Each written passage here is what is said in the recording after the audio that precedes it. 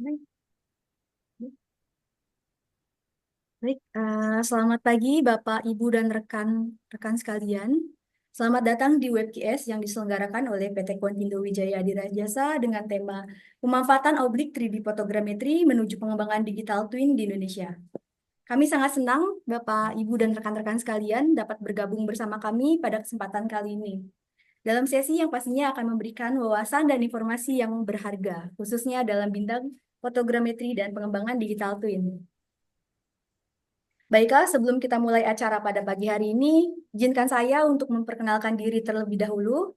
Perkenalkan, saya Cindy Yolanda, selaku Sales Engineer di PT Quantindo Wijaya Adira Jasa, yang bertugas sebagai MC sekaligus moderator yang akan memandu acara pada pagi hari ini sampai dengan selesai.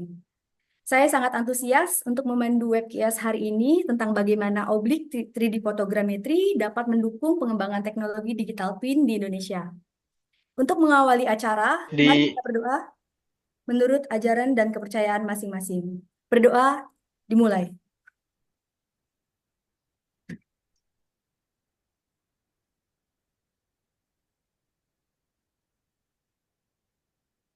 Berdoa dicukupkan. Baiklah, para hadirin sekalian, perlu saya sampaikan kembali, untuk mendukung kelancaran kegiatan WebQS pada pagi hari ini, diharapkan para hadirin dapat mematikan mikrofon yang ada pada layar Zoom Meeting, dan diharapkan tetap menyalakan kamera Zoom Meeting. Apabila ada pertanyaan sesuai teknikal dari alat maupun sensor yang ingin para hadirin sekalian ketahui, dapat ditanyakan pada kolom komentar yang tersedia. Dan tim kami akan menjawab pertanyaan Anda secara langsung di kolom komentar. Untuk sesi Q&A seputar materi yang akan dibawakan oleh narasumber, dapat diajukan pada kolom komentar dengan menyebutkan nama dan instansi dari Bapak, Ibu, dan rekan-rekan sekalian. Kemudian, akan dirangkum oleh tim Quantindo dan dibacakan oleh saya sendiri pada sesi Q&A setelah pemaparan materi oleh kedua narasumber selesai. Untuk link presensi atau daftar hadir akan kami sediakan di akhir acara yang dapat diakses pada kolom komentar. Baiklah, untuk mempersingkat waktu, izinkan saya untuk memperkenalkan profil perusahaan kami, yaitu PT Quantindo Wijaya Adira Jasa, selaku distributor tunggal drone quantum system GmbH pabrikan Jerman, dengan unit yang dipasarkan di Indonesia saat ini adalah Trinity Pro. Trinity Pro merupakan seri keempat dari terdahulunya, yaitu F1, F9, F90 Plus, dan F90 Plus, di mana pada seri F1 dan F9, sensor LiDAR dibawa oleh drone fixed wing drone, dan baru pada F90 Plus dan Trinity Pro, seluruh sensor dapat dibawa oleh dalam satu wahana saja. Untuk itu, dimohon para hadirin untuk dapat menyaksikan dengan seksama profil perusahaan kami. Selamat datang di PT Quantindo Wijaya Adhira Jasa, distributor tunggal yang juga ditunjuk sebagai brand ambassador Quantum Systems GmbH di Indonesia. Quantum Systems GmbH adalah perusahaan aviasi dan aerospace dari Munich, Jerman yang saat ini memproduksi teknologi Electric Vertical Take-off Landing UAV untuk komersial dan militer. Quantindo didirikan oleh Yovis Taufan, yang terlebih dulu bertanggung jawab atas penjualan unit Quantum System sampai dengan pengujian unit di Indonesia semenjak tahun 2018 hingga tahun 2020. Pada tahun 2020, Quantindo didirikan dan fokus untuk melayani after sales service dan repair Quantum Systems Trinity yang melakukan penerbangan di tahun sebelumnya. Pada tahun 2021, showroom resmi Quantum System di Indonesia didirikan dan pertama kalinya Trinity F90 Plus dengan sensor LiDAR, beroperasi di wilayah Indonesia. Hingga akhirnya pada tahun 2023, Trinity Pro melakukan penerbangan perdana di Indonesia, dan PT Quantindo ditunjuk secara resmi sebagai brand ambassador Quantum System. Konsistensi PT Quantindo dalam memasarkan produk Electric Vertical Take-off Landing UAV Quantum System, dijadikan contoh oleh seluruh jaringan reseller Quantum System sedunia.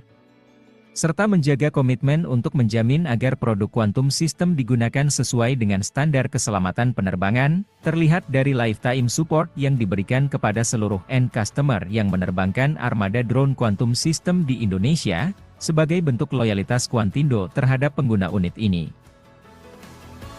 Dari sisi teknologi, UAV Quantum System yang menggunakan teknologi tricopter dengan penggerak tilt motor ini terus berkembang sesuai dengan kebutuhan pasar, serta beradaptasi dengan pengalaman penerbangan yang dilakukan oleh end customer. Selama pengoperasian, piranti lunak terus diupdate untuk memperbaiki kinerja sistem penerbangan, optimalisasi fitur-fitur safety penerbangan yang diminta oleh end customer, serta memperbaiki permasalahan error secara otomatis tanpa harus mengeluarkan biaya tambahan. Produk Quantum System sendiri terdiri dari beberapa varian, di antaranya adalah Trinity Pro untuk pasar komersial dan Trinity Tactical dengan antena telemetri yang terenkripsi untuk militer. Produk Trinity inilah yang saat ini menguasai pasar Indonesia dan dianggap sebagai unit drone impian semua aerial surveyor. Seiring dengan penggunaannya, Quantum System Trinity saat ini bertahap mengurangi intervensi human pada pengoperasian Trinity, sehingga meminimalisir insiden akibat human error, serta beradaptasi dengan kondisi ekstrim seperti debu dan hujan, yakni dengan sertifikasi IP55 yang didukung dengan teknologi Magnetic Airspeed Sensor. Teknologi Airspeed Sensor inilah yang hanya digunakan oleh drone pabrikan Quantum System. Untuk kalangan militer dan keamanan sipil, produk drone intai dari Quantum System, yakni Vector Scorpion 2-in-1, telah teruji di medan perang Rusia-Ukraina. Quantum System Vector ini dideliver sebanyak hampir 400 unit pada tahun 2022 lalu, untuk digunakan sebagai drone pengintai, di mana dari puluhan pabrikan drone yang ada, hanya Quantum System Vector yang mampu beroperasi di medan perang elektronik.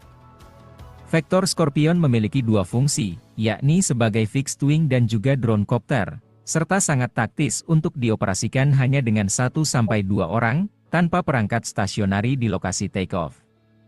Video hasil pengintaian pun bisa ditransmit ke seluruh pasukan lapangan, maupun perangkat data center militer Ukraina. Dan hingga saat ini, unit Vector Scorpion hanya jatuh ketika ditembak dan bukan karena dijamar.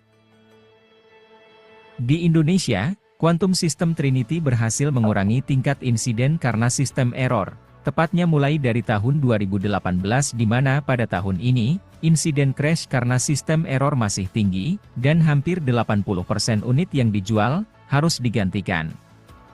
Pada tahun 2019, evolusi dari Trinity F9 ke Trinity F90 Plus, mulai menurunkan tingkat insiden karena sistem error. Namun beberapa kendala tetap terjadi, hanya saja tingkat insiden berhasil ditekan, hingga di angka 20% dari unit yang beredar. Hingga akhirnya pada tahun 2020 tidak terjadi lagi insiden karena sistem error. Pasalnya, piranti lunak Trinity F90 Plus mengunci beberapa potensi kecelakaan yang disebabkan oleh kesalahan pilot, melalui pengamanan di sistem perencanaan penerbangan. Dan hingga tahun ini, hanya tercatat 2 insiden akibat dari human error. Itulah mengapa, Quantindo menjamin seluruh pilot atau aerial surveyor untuk disiplin terhadap standar penerbangan melalui pelatihan-pelatihan gratis.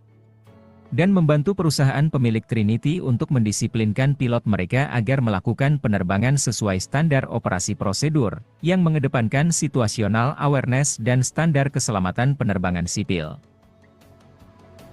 Terima kasih atas perhatian Anda. Untuk informasi lebih lanjut, Anda dapat menghubungi kami melalui email dan website resmi. Atau Anda dapat melihat seluruh aktivitas kami di jejaring sosial media kami.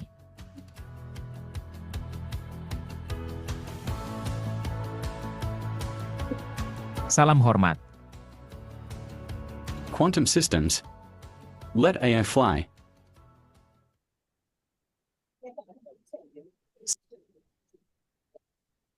Oke, baik. Terima kasih untuk antusias para hadirin sekalian.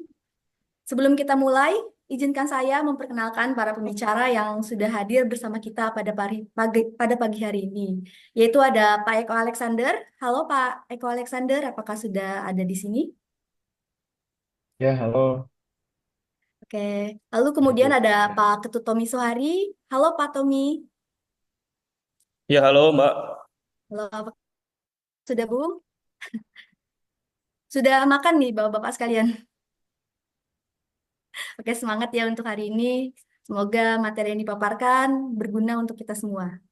Baiklah, para hadirin, kami telah menyiapkan rangkaian pembicara yang luar biasa. Dan saya yakin Anda akan mendapatkan banyak wawasan berharga dari pengalaman para narasumber kita sekalian. Para hadirin sekalian, saya akan memperkenalkan terlebih dahulu pembicara pertama kita, yaitu Pak Eko Alexander ST. Pak Eko Alexander merupakan lulusan S1 dari Program Studi Teknik Geomatika Institut Teknologi Sumatera, yang saat ini menjabat sebagai Lead of External Communication di PT Quantindo Wijaya Adira Jasa. Pak Alex akan membuka sesi pertama ini dengan menjelaskan tentang pengembangan teknologi sensor oblik dengan eVTOL Fixed Wing untuk menghadapi digital twin di Indonesia. Kepada Pak Eko Alexander, waktu dan tempat kami persilahkan. Baik. Baik, terima kasih Bu Cindy atas waktu dan kesempatannya.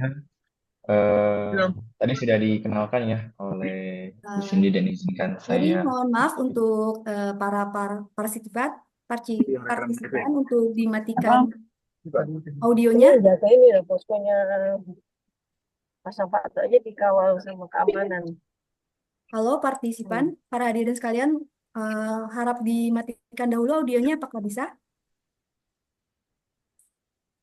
Ya, baik, terima kasih. Oke, apakah sudah terlihat slide-nya? Cindy, apakah terlihat Ya, sudah slide terlihat, Pak. presentasinya? Oke, izin saya mulai ya. Bismillahirrahmanirrahim. Assalamualaikum warahmatullahi wabarakatuh.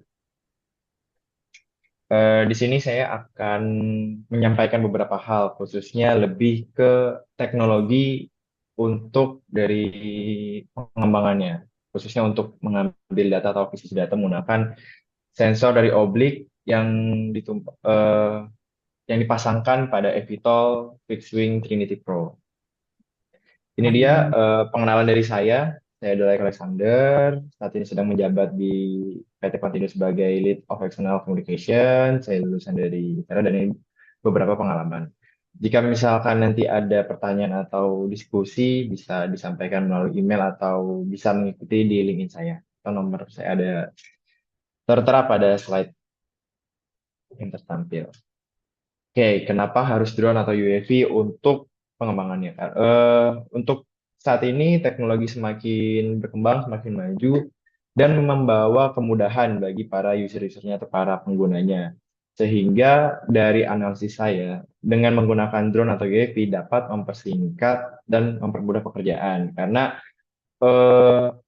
untuk perkembangan teknologi, khususnya untuk pemetaan 3 dimensi, dan nanti outputnya bisa di digital twin, itu sebenarnya banyak banget, banyak sekali data yang bisa dikumpulkan dan dengan alat-alat untuk penunjangnya. Nah, salah satu dari untuk mendapatkan hasil tersebut adalah menggunakan drone. Oke, saya coba untuk kilas balik dari tren kebutuhan drone VTOL di Indonesia. Dari 2017, mulai banyak kebutuhan untuk teknologi VTOL atau Vertical Take Off Landing. Kemudian dibutuhkan juga nih dari para user adalah pemetaan yang aman dan user friendly bagi para surveyor. Karena basic dari surveyor ini adalah ya pemetaan, bukan dari dirgantara atau untuk distribusi pilot remote pilot itu tersendiri. Nah, kemudian dari Quantum System di 2017 meluncurkan Trinity V1 untuk pemetaan foto udara dan Tron V1 untuk foto udara dan lidar. Pada saat dulu dari Quantum System ini dari sensornya ini masih terpisah-pisah, jadi membutuhkan beberapa pesawat untuk menunjang sensor-sensor tertentu. Nah, kemudian di tahun 2018 pemetaan mulai dilengkapi dengan teknologi PPK atau RK dan kebutuhan akan fitur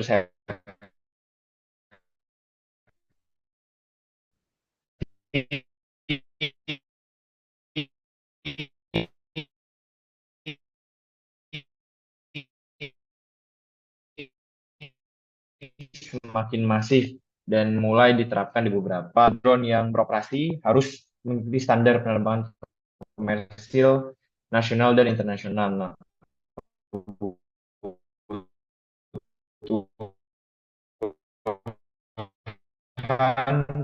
akan adanya fitur safety dan ketahanan terhadap Pro rilis dan mulai dipasarkan di Indonesia khususnya karena di sini permintaan dari user-user yang ada di Indonesia adalah drone yang bisa atau tertanam sistem AI di dalamnya. Kemudian user friendly, tahan lama, dan untuk para pegiat usaha pun dibutuhkan untuk ROI-nya ini bisa cepat. Kemudian low maintenance dan easy to repair dan one surveyor operation. Dan kemudian di 2024 Sense Public sudah mulai mengambil ya di Indonesia, sudah mulai melakukan akuisisi di Indonesia, khususnya dilakukan oleh tim Quantum System, dan rilisnya sensor terbaru yaitu Sony ILX61, PS1, dan Cube 640. Nah, ini adalah beberapa user yang sudah menggunakan Trinity Pro. Nah, untuk versi sebelum itu sudah lebih banyak, jadi jika di total atau diakumulasikan adalah sebanyak lebih dari 50 unit Trinity. Dan dalam 1 bulan ke depan, sudah ada 3 unit yang akan di-deliver kepada customer baru kita. Nah, dari perjalanan yang awal, Quantum System memulai dari Trinity V1 yang dimulai tahun 2018. Nah, di sini misi pertamanya adalah untuk daerah perkotaan dan contoh use case datanya adalah untuk penerbangan koridor sejauh 7 km. Nah, misi ini tidak menggunakan fitur terrain following karena pada saat 2018 V1 terbang, ini belum ada fitur terrain following. Kemudian lanjut penerbangan di Provinsi Jambi untuk pemetaan minyak dan gas. Dan yang terakhir ini adalah penerbangan di perusahaan tambang untuk area open pit di area Kalimantan. Nah, selanjutnya pada selain bidang perkebunan, selain di bidang tadi untuk oil and gas, terus untuk infrastruktur, Trinity S9 juga digunakan. Nah, ini kita sudah berkembang ya dari 2015 ke 2019, sudah mulai ada varian terbaru yaitu Trinity S9, perkembangan dari Trinity V1. Ini untuk perkebunan, untuk memetakan areanya seperti tree counting dan monitoring analisis center. Nah, dari seluruh penggunaan tahun 2018 sampai dengan 2019, Trinity V1 ini dikembangkan dengan fitur baru. Ya, sebelumnya belum ada terrain following, sekarang sudah ada terrain following dan adanya Keybase 3D untuk planning rencana penerbangan ini. Nah, ini ada beberapa use case. Yang pertama ini contoh dari customer kami di Hengjaya Indolindo untuk menggunakan Trinity LiDAR untuk memindai lokasi eksplorasi mereka yang berada di Pulau Sulawesi. Dan untuk ke tempat titik take off-nya tidak ada akses untuk mencapai lokasi, jadi tim harus berjalan menembus hutan dengan tinggi terbang di 120. Dan berikut videonya. Nah, jadi dengan box yang dimiliki oleh Trinity ini tidak terlalu sulit ya untuk di area eksplorasi. Nah, kebetulan kami kemarin juga terjun langsung nih, jadi tahu nih dari Trinity ini seberapa tangguh sih untuk pemetaan di Indonesia.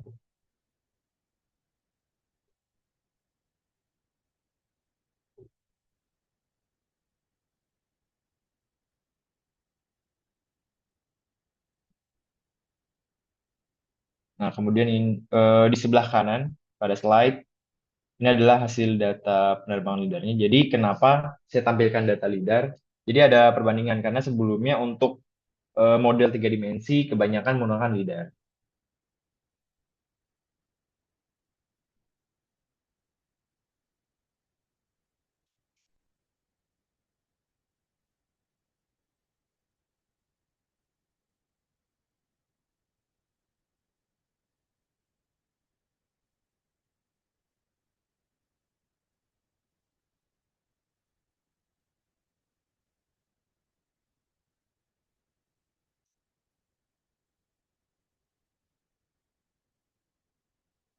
Kemudian ada use case selanjutnya dari perusahaan infrastruktur dari Akses Indonesia sebagai anggota dari Astra Group. Mereka menggunakan Trinity untuk melakukan akuisisi data untuk perencanaannya dan pemantauan proyek-proyek mereka, prosesnya yang berada di Astra ya proyeknya. Dan semua misi ini sudah dilakukan di dasar sungai, jalan tol, dan di hutan hampir 3 tahun ini. Dan terakhir ini kebanyakan masih menggunakan Trinity F90 Plus ya di versi sebelumnya. Dan yang salah satu klien kami yang paling masif penggunaannya adalah di PT Musik Hutan Persada. Untuk saat ini mereka mempunyai 2 unit drone Trinity F90 dan sudah lebih dari 1.000 flight, hampir 1.500 flight yang dicapai oleh tim PT MHP.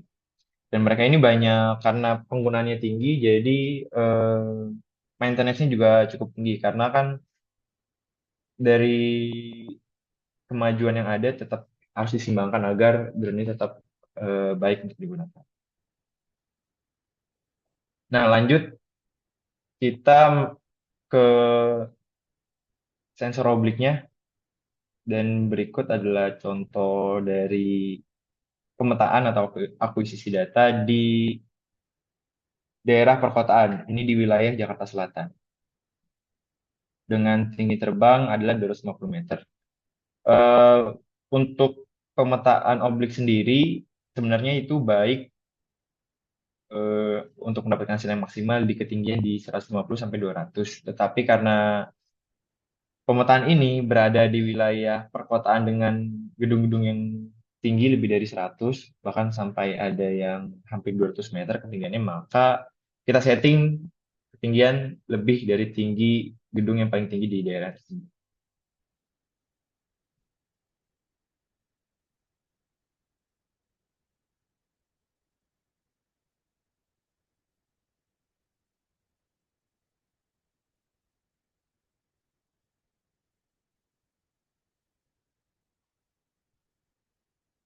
Oke, selanjutnya ini ada di kompleks Pusjatan PUPR, Pusat Jembatan dan Jalan.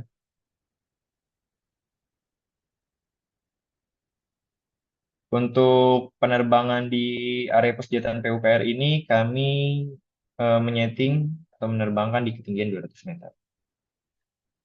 Nah, bisa dilihat pada salah satu gedung kita bisa menilai ya, nanti bisa mendapatkan informasi dan kolaborasi data lainnya agar bisa mendapatkan bisa untuk jadi BIM dan digital twin, informasi di digital twin.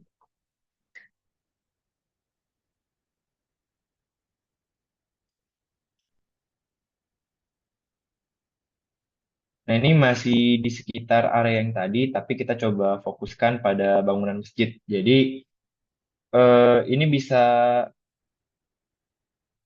menjadi apa ya, sebuah kemajuan. Jadi, tidak hanya gedung-gedung pemerintahan atau gedung-gedung perusahaan, jadi kita bisa juga melakukan informasi pada bangunan-bangunan rumah ibadah. Nah, ini ada di Masjid Al-Azhar yang berada di Jakarta Selatan.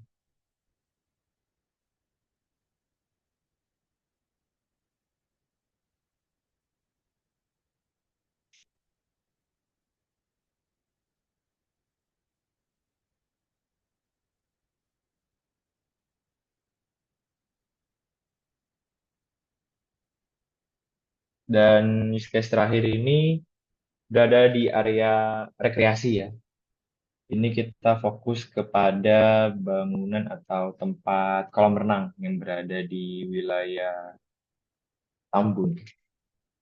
Untuk tinggi terbang sekitar 200 meter.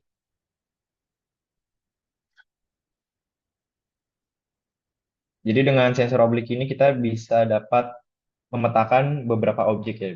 Dari gedung bertingkat, terus rumah ibadah, ini area rekreasi, dan mungkin nanti dari Pak Tommy bisa menambahkan hasil-hasil lainnya.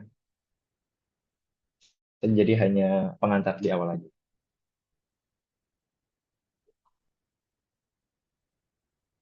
Nah, kemudian dari Quantum System sebelumnya mempunyai versi Trinity F90 Plus dan kemudian Trinity F90 Plus ini sudah di-discontinue, maka muncul perkembangan baru dengan merilis versi terbaru yaitu Trinity Pro yang mempunyai sistem yang lebih sempurna. Nah, untuk kondisi di Indonesia, di setiap wilayah itu sangat berbeda-beda, dari wilayah barat dan wilayah timur itu sangat berbeda. Ya, contoh kasusnya di wilayah timur ini mempunyai karakteristik angin yang lebih besar, sehingga dibutuhkan drone yang bisa tahan terhadap angin tersebut. Eh, Jika misalkan kita mau membawa atau menggunakan unit yang tidak tahan, maka faktor resikonya itu sangat besar, sehingga sangat tidak dianjurkan dan tidak direkomendasikan untuk melakukan penerbangan di sana. Nah, untuk Trinity Pro ini sudah tersertifikasi IP55, itu tahan hujan dan debu. Jika terjadi hujan di area akuisisi, maka drone ini tetap aman untuk melakukan penerbangan. Kemudian ada beberapa hambatan untuk pemetaan di Indonesia, khususnya spiritual atau supernatural hambatan ini yang membuat semua GPS adalah nol. Nah, jika GPS nol ini, maka akan membuat drone ini hilang arah atau tidak mengenali dia berada di wilayah mana. Dan di Trinity Pro ini mempunyai fitur tersebut, jadi ketika GPS nol ini, maka dia akan di sistemnya ini mendeteksi perkiraan di mana tempat dia harus landing di posisi awal, karena dia sudah menyimpan data-data tersebut ketika GPS ini nol. Kemudian kelebihan lainnya adalah Trinity Pro ini bisa misi A atau B. Jadi bisa take off-nya di titik A dan kemudian landing-nya di titik B. Dan ini cocok untuk pemetaan di area koridor. Kemudian di Indonesia, para customer-nya selalu fokus pada layanan after sales dan maintenance yang mudah. Dengan maintenance yang mudah ini dapat menurunkan budget maintenance mereka, kemudian dapat meningkatkan kinerja dari para surveyor sehingga data-data yang dihasilkan lebih cepat dan dapat mendapatkan keuntungan untuk perusahaan. Dan jika terjadi kerusakan, misalkan pada bagian IEC ini, bisa dilihat pada slide, para customer bisa tinggal order aja, melakukan PO untuk IEC-nya, lalu bisa dipasangkan di dalamnya tanpa harus melakukan instalasi tertentu kepada bagian IEC ini. Jadi tinggal menggunakan obeng, dibuka, dipasang, lalu siap terbang kembali. Mungkin sekian yang dapat saya sampaikan. Mohon maaf jika banyak kendala, karena sebenarnya di presentasi ini saya sudah menyiapkan beberapa hal tambahan seperti sensornya dan spek lebih detailnya terhadap Trinity Pro. Tapi karena tadi sebelum memulai presentasi ada sedikit gangguan sehingga data-datanya ada yang hilang. Nanti bisa dilanjutkan di sesi tanya jawab ya untuk lebih jelasnya, dan saya kembalikan kepada Cindy untuk sesi selanjutnya.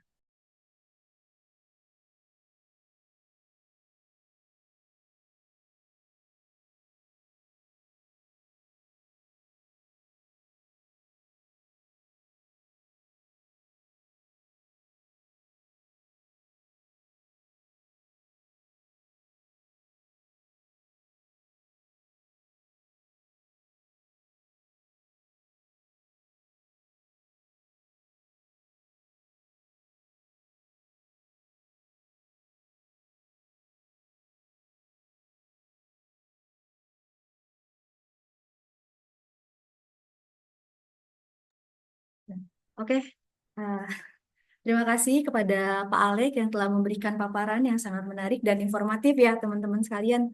Ini mohon maaf tadi keamut. Semoga apa yang disampaikan oleh Pak Alex dapat menjadi informasi dan solusi yang berguna untuk Bapak Ibu dan rekan-rekan sekalian, tentunya dalam mencari drone dan teknologi untuk pemetaan oblik ini. Oke, apabila Bapak Ibu ada pertanyaan terkait materi yang dipaparkan, dapat disampaikan melalui kolom komentar.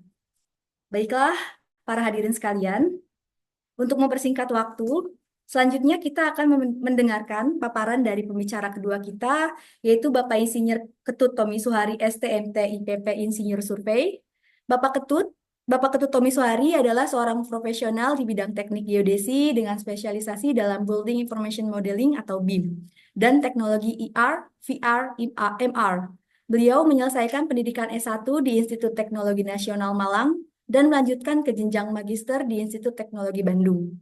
Saat ini beliau sedang dalam tahap akhir studi doktoralnya di Institut Teknologi Bandung dengan fokus penelitian tentang pengembangan dinamik BIM untuk konservasi ruang adat Bali. Di luar aktivitas akademiknya yang produktif sebagai tenaga pendidik di ITN Malang, Pak Tommy juga terlibat aktif dalam Organisasi Masyarakat Ahli Surveyor Kadaster Indonesia atau MASKI, Ikatan Surveyor Berlisensi atau ISI, dan telah menyelesaikan berbagai proyek strategis nasional dalam survei dan pemetaan. Prestasi akademiknya telah diakui dengan berbagai penghargaan, termasuk sebagai lulusan terbaik Teknik Geodesi ITN Malang dan sebagai invited speaker di sejumlah forum nasional maupun internasional. Dengan keahliannya yang mendalam, beliau terus berkontribusi dalam pengembangan teknologi geospasial di Indonesia. Beliau akan memberikan kita wawasan mendalam tentang bagaimana teknologi oblik 3D fotogrametri ini diterapkan dalam konteks pembangunan kota dan konstruksi, serta hubungannya dengan pengembangan digital twin di Indonesia. Baiklah, kami persilahkan Bapak Tommy untuk memberikan presentasinya. Kepada Bapak Tommy, waktu dan tempat dipersilahkan.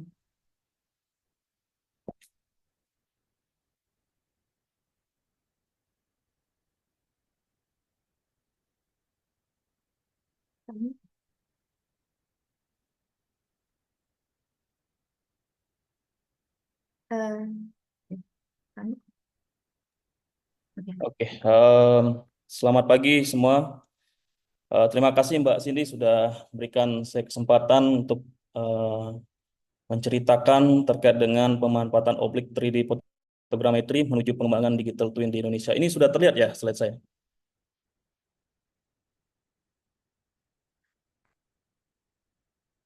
Sudah ya? Oke, baik di sini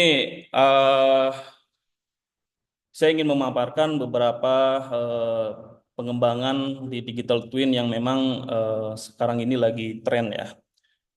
Ini sudah disampaikan tadi oleh Mbak Cindy bahwa pengenalan saya sudah cukup, sudah diceritakan tadi. Kemudian ketika kita beralih kepada pengembangan digital twin, di Indonesia saat ini sebenarnya sudah memiliki tujuan itu. Jadi dari Perpres 9 2016 sampai juga diperbarui Perpres 23 2021, di sini pun berbicara yaitu One Map Policy, yaitu kebijakan satu peta. Ini adalah suatu inisiatif pemerintah Indonesia untuk menyediakan data geospasial terstandarisasi ya, dan terpadu untuk seluruh wilayah Indonesia. Sehingga tujuannya adalah menghilangkan tumpang tindih dari beberapa data dari kementerian-kementerian yang lainnya. Karena memang ini sangat merugikan ya, karena ketika tumpang tindih itu terjadi, maka kita tidak akan bisa mendapatkan data yang terstandarisasi ya. Nah, kemudian One Map Policy ini jika kita ikatkan dengan Smart City ini adalah kota pintar di mana nantinya akan menggunakan data dari basis data geospasial terintegrasi, yaitu kalau kita lihat di Perpres 23 2021 itu adanya berbagi data atau informasi geospasial. Nah, sehingga data ini bisa dilibatkan dengan valid dan bisa digunakan oleh perencanaan ke depannya. Nah, sehingga Smart City ini akan semakin dekat kita lakukan. Maka untuk mendukung Smart City ini terjalankan, maka diperlukanlah yang namanya suatu infrastruktur teknologi itu, yaitu teknologi IoT, kemudian ada cloud computing, kemudian juga ada berbagai macam drone yang bisa membantu dalam membuat representasi objek yang sebenarnya ya, yang nyata, yang sama, yang itu akan dibuat secara digital. Nah, sehingga beberapa smart city ini akan berbicara beberapa macam kota yang smart ya, yang bisa membuat decision yang secara otomatis. Nah, sehingga kata smart ini bisa dilakukan dalam suatu kota. Nah, kemudian mengapa hubungan ya dan mengapa harus menuju digital twin? Karena untuk menuju smart city kita perlu fondasi yaitu digital twin. Nah, dari bahasa tadi One Map Policy bercerita terkait dengan berbagi data dan informasi geospasial. Di digital twin ini dia mampu melakukan yang namanya pembaruan secara real time. Tetapi digital twin ini mempresentasikan suatu dunia yang sama, dunia fisik yang sama, tapi secara digital. Nah, sehingga ini mempermudah simulasi dan analisis secara digital. Kita bisa memprediksi untuk suatu saat nanti, kemudian bisa juga melihat identifikasi kerusakan atau bermacam-macam ya di penggunaan digital twin ini. Jadi untuk menuju seperti kita harus menuju digital twin ini sangat eh, sangat perlu kita lakukan ya. Nah, sehingga kita perlu melakukan yaitu pembuatan model dari jalan, bangunan, jembatan dan yang lain. Nah, kemudian digital twin itu apa gitu. Jadi kalau digital twin itu adalah yang seperti saya bilang tadi ada representasi virtual dari suatu objek atau sistem yang dirancang untuk secara akurat mencerminkan objek fisik. Nah, sehingga ini mempresentasikan suatu objek dan fisik kemudian dilakukan suatu pembaruan secara real time di dalam suatu digital. Di digital twin itu ada tipe data atau tipe model, ada 3 ya. Jika kita mau menuju digital twin itu harus semua secara otomatis, di mana ketika objek itu bergerak, data model itu juga bergerak. Nah, sehingga kalau seandainya model ini tidak bergerak di fisik di dunia nyata tidak bergerak itu namanya digital model. Tetapi kalau seandainya physical model ini dunia nyatanya ini objek di dunia nyata itu tidak bergerak dan memberikan suatu data secara otomatis, tetapi di objek yang di sana secara manual itu masih belum dikatakan digital twin, itu masih digital shadow. Nah, sehingga eh, peran dalam mendukung digital twin ini perlu banyak data ya, yaitu yang sebutkan tadi IoT, kemudian juga AI, big data dan yang lain. Nah, sehingga ketika kita lihat bahwa model-model itu bisa bergerak secara terus-menerus, nah itulah dinamakan suatu model digital twin. Nah, bagaimana contohnya? Kalau kita melihat bahwa tadi saya bilang bahwa setiap objek itu bergerak, misalnya di dunia nyata itu ada kemacetan ya. Kalau di dalam peta kita bisa biasanya menggunakan Google Map ya. Nah, itu bisa melihat bahwa ada kemacetan di posisi daerah di sana ya. Kemudian ketika kita melihat bahwa adanya suatu imersif di mana kita akan berhubungan dengan peta, melihat bahwa ada kemacetan dan ini akan merasa bahwa informasi-informasi itu akan sama di dalam suatu model tersebut. Nah, sehingga laporan dari dunia nyata ini akan masuk kepada digital twin dan itu hampir sama ya perlakuannya. Dan ini pun saat penerbangan ya, waktu ke Beijing ini terlihat ada penerbangan kalau seandainya saat ini ya tidak adanya radar untuk mengetahui posisi kapal, nah makanya kapal itu tidak akan ketahuan ya posisi-posisi informasi dari pesawat tersebut. Nah, sehingga kita bisa tahu ketika pesawat itu sudah terbang, kita melihat modelnya. Modelnya juga berada di posisi yang sama. Nah, jadi ini mempresentasikan bentuk dari eh, digital twin itu menceritakan bahwa posisi yang sama di nyatanya, maka digitalnya juga harus sama. Seperti itu. Nah, kemudian kalau kita lihat ada posisi, ada 3D model, ada real time, ada rute juga, ada semantic information itu yaitu ada sampai mana dan berapa jam dan segala macam, itu ada juga interaktif dan immersive.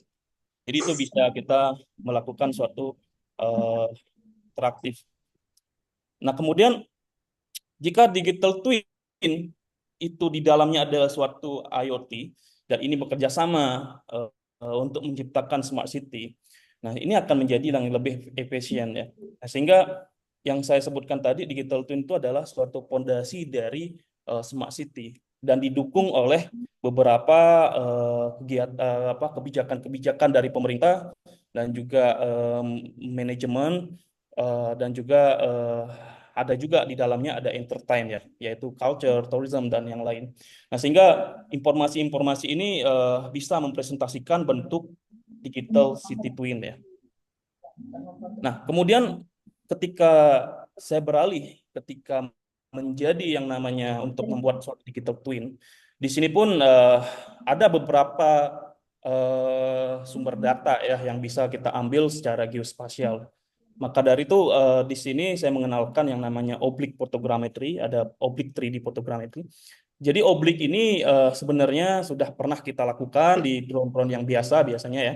Itu hanya dia menggunakan berapa derajat ya dengan metode konvergen dengan mungkin 30 sampai 45 derajat. Nah, itu melakukan pemodelan untuk mendapatkan sisi dari bangunan tersebut. Berbeda juga dengan fotogrametri yang konvensional, biasanya dia menggunakan vertikal ya atau nadir ya untuk mendapatkan data yang untuk membuat model 3D. Nah, tetapi kalau oblique 3D fotogrametri, dia memiliki 5 suatu sensor ya untuk mendapatkan objek antara atas di sampingnya ya, depan, belakang dan kanan kiri. Itu akan mendapatkan suatu informasi yang komprehensif dengan 45 derajat ya. Kemudian kalau kita melihat keunggulan ya pasti akan kita dapatkan lebih kompleks ya, sehingga dapat samping dan atas itu terlihat ya dalam suatu pemodelan 3D oblik tersebut. Nah, kemudian kalau saya melihat spesifikasi dari drone yang diambil dari Trinity Pro, saya melihat bahwa ketika di tinggi terbang 100 meter itu mendapatkan GSD 1,50 cm ya. Dan kemudian ada 5 kamera, yaitu 1 nadir yang tegak lurus, kemudian 4 oblik yang ada depan, belakang, kanan, kiri ya. Kemudian resolusinya 26 megapiksel dan total resolution itu ada 130 megapiksel. Dan ini pun saya melihat bahwa kemiringan dari sini, saya sudah cari-cari beberapa informasi bahwa kemiringan dari oblik tersebut yaitu 45 derajat yang di sebelah kanan oblik ya.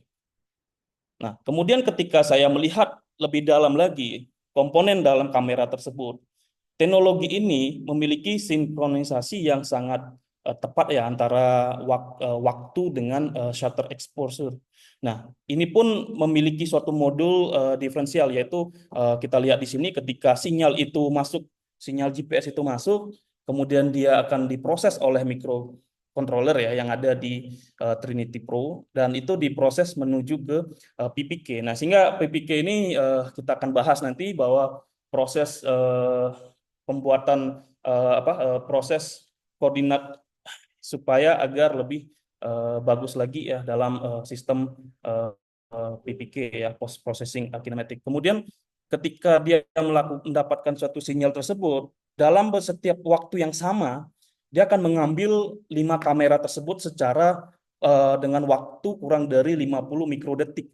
Dan ada mendapatkan beberapa folder ya, yaitu ada W kamera, A kamera, Z kamera, D kamera, dan X kamera. Ini bakal saya jelaskan nanti bahwa posisi-posisi dari kamera tersebut. Nah, sehingga sistem ini akan berbagai sudut akan menangkap suatu gambar itu dengan waktu yang bersama. Nah, ini yang menurut saya sangat luar biasa dalam 5 kamera ini melakukan hal yang sama. Kemudian ketika kita tahu bahwa ketika kita memerlukan suatu proses post processing, kita perlu juga mengetahui dalam beberapa processing data GNSS ya, di mana nantinya memang akan mengacu pada geoid, undulasi geoid. Kita akan melihat bahwa tinggi tersebut menggunakan otometrik, dan juga sistem-sistem ini akan kita lakukan dalam suatu mapping tersebut. Nah, jadi selain oblik ada TLS ya, ada LIDAR, ada juga beberapa macam yang low cost ya dalam pemodelan dari model 3D tersebut. Yaitu kalau TLS bisa menggunakan scan to beam atau mungkin metodenya scan to beam ya. Kemudian bisa mendapatkan point cloud, kemudian juga ada 3D Mesh, 3D Tiles, 3D GIS, CTGML atau BIM itu berfokus pada IFC dan itu pun eh, melakukan macam-macam dari model 3D tersebut, bisa melihat semantik dari beberapa model itu. Nah, kemudian ketika model tersebut diintegrasikan semua dengan hasil data yang ada, maka kita akan bisa membuat yang namanya 3D kadastral agar data ini bisa juga digunakan untuk menuju digital twin ya. Sementara saat ini kita lagi mengembangkan data-data ini agar bisa mendapatkan data yang tersinkron ya. Kemudian kalau kita mengalih kepada 3D Tiles, yaitu Open Geospatial Consortium, itu ada namanya 3D Tiles ya. 3D Tiles ini biasanya kita proses dari fotogrametri ataupun point cloud atau mungkin model 3D. Ini bisa di-upload di dalam Cesium ya. Cesium Ion ini adalah suatu platform untuk bisa open source untuk bisa melihat bahwa ada model server model 3D ya. Dan ini fokusnya pada model 3D GIS ya, 3D Tiles. Nah, sehingga 3D Tiles ini bisa kita query, bisa kita bagi-bagi data tersebut sehingga bisa mendapatkan hierarki dalam spasial itu dan kita bisa styling dari model tersebut ya. Nah, sehingga ini contohnya ketika kita melihat door itu bisa melihat materialnya apa, kemudian kelasnya di mana, kemudian kita bisa juga melihat rasternya ya dari tekstur dan sampai akhirnya menjadi suatu kota, yaitu adalah tilesetnya. Kemudian ketika di sini saya menggunakan meminta ya, bantuan dari Trinity Pro bahwa di sini saya melakukan penelitian pengembangan digital twin untuk satu sistem referensi kadastral. Waktu saat itu di bulan 28 Februari ya, Pak Dirjen mengatakan bahwa Kota Malang eh, em, eh, masih memiliki suatu permasalahan yaitu adanya masih terdapat anomali, kemudian sekitaran 48.000 gap dan 99.000 overlap. Nah, dari sini pun saya berpikir bahwa bagaimana untuk mengembangkan suatu sistem referensi kadastral ini menggunakan suatu One Cadastral Reference System untuk membuat suatu data percaya ya, sehingga kita bisa mewujudkan kota lengkap atau smart city.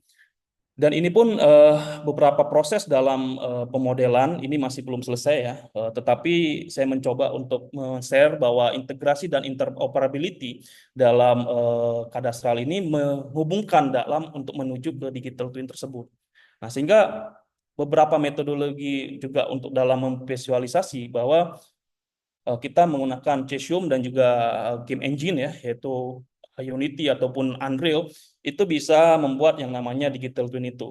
Nah, sehingga kita bisa mempresentasikan yaitu smart city dan yang lain ya. Dan ini beberapa hasil ya dalam statik radial dan ini juga beberapa informasi yang saya sampaikan tadi bahwa 3D obliknya itu ada tengah ya, itu bisa dalam folder S, kemudian yang menuju ke depan itu folder X ya, dan selanjutnya. Nah, sehingga beberapa data ini bisa dipresentasikan ya. Nah, kemudian data-data ini juga ketika saya melihat hasil data ada sekitaran 4.000 sekitaran 8.000 ya, 8.185 foto dari 2 flight yang terdapat di sini. Dan saya koreksi ya dalam GSD karena ketinggian kalau nggak salah ini 200 apa 250 ya. Ini saya agak sedikit lupa. Mungkin 200 ya dari Mas Alek, 200 meter sehingga dapatkan GSD 2,2 cm dan DM-nya mendapatkan GSD 8,81. Nah, sehingga ketika kita koreksi dalam ortonya ya dalam suatu tegaknya kita dapat yaitu dalam 4 cm dan ketinggian itu adalah 88 cm ya. 82 cm. Nah, ketika kita lihat ini masih hasil sementara ya, bahwa saya perlu share ini. Ketelitian memang di sini kita dapat dalam 1 senti ya. Kita masih melihat dari beberapa perbandingan data-data yang ada di lapangan, yaitu dari marka jalan, kemudian jendela, tembok, dan tinggi dari itu kita dapat jarak ya. Itu kesalahannya ketelitian dalam 1 senti. Ini masih saya belum uji dalam koordinat ataupun dalam face ya atau poligon. Dan ini pun saya coba publish di dalam suatu model Cesium, sehingga kita bisa mampu melihat bahwa ada data yang bisa diintegrasikan dengan 2 dimensi. Ya, ini hanya saya mendapatkan data yang dan kita bisa melihat hasilnya dari Stadion Gajayana itu ya. Ini harapan saya bisa berkolaborasi dengan BPN, bisa mengintegrasikan data-data 2 dimensi di sini, dan kita bisa integrasikan data tersebut. Nah, kemudian memang kalau dari jumlah dari model tersebut ya ada sekitaran 906 MB ya. Ini cukup lumayan besar datanya. Kemudian jika kita melihat ketika kita kembangkan dalam model tersebut ya 3D tiles ini kita bisa mensimulasikan berbagai macam animasi ya. Ini entah saya menggunakan Firewalk, ini memang sudah ada di Sandcastle ya. Tetapi yang paling penting ketika kita mengintegrasikan data real time seperti mobil, kemudian GPS dari mobil, kemudian GPS dari kereta, GPS dari berbagai macam yang bisa kita hubungkan seperti Gojek dan segala macam, itu bisa diintegrasikan dalam model 3D ini. Misalnya anggap saja bahwa posisi dari kembang api ini mendapatkan posisi yang seperti koordinat yang kita lakukan di sini ya. Dia meledak saat koordinat tertentu. Nah, ketika kita mendapatkan model objek yang bergerak dengan GPS-nya, kita bisa mampu melihat simulasi dari mobil tersebut ya. Nah, ini pun bisa kita menuju ke digital twin sehingga kita tahu berapa akurasi dan ketelitiannya dari kita bisa menguji dari jarak dan waktu yang ditempuh ya untuk informasi yang nantinya akan kita buat ya. Dan juga saat ini bisa lihat teman-teman di web saya ya. Di sini ada di GitHub ya. Jadi di sini saya mencoba untuk menglinkkan data model 3D kepada CCTV yang ada ya. Nah, sehingga harapan saya data ini, CCTV ini bisa terintegrasi di dalam model 3D ini sehingga kita bisa melihat ada gerakan dalam mobil yang setiap waktu ya. Nah, sehingga ini yang akan saya research di mana ini sudah mulai kita integrasikan CCTV live stream ya. Dan ini juga ada model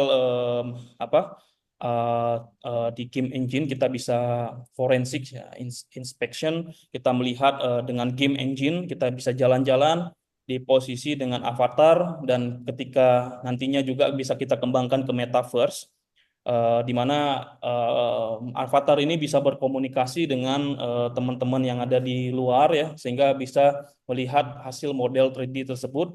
Dan harapan saya ini ke depan bisa klik suatu koordinat di sini ya. Koordinat-koordinat yang ada di dalam model 3D itu kita bisa ambil, kita bisa stacking out di dalam dunia nyata. Nah, sehingga harapan saya seperti itu, ini masih dalam pengembangan ya. Nah, seperti inilah. Jadi kita bisa jalan, bisa melihat bahwa posisi model oblik seperti apa. Mungkin ini selain oblik ada TLS atau LIDAR, itu bisa diintegrasikan atau bisa klik informasi-informasi yang lain gitu. Nah, jadi itulah yang gambaran dalam digital twin. Jadi hasil-hasil oblik ini mendukung suatu data, model 3D untuk bisa mempresentasikan kota kita, yaitu sini saya buat kota Malang ya. Ini bisa mempresentasikan beberapa macam, yaitu ada heritage, ada ibu kotanya, ada balai kota ya, ada balai kota, ada juga tadi ada mall dan yang lain. Itu bisa diintegrasikan dengan model dan yang lain. Dan ini pun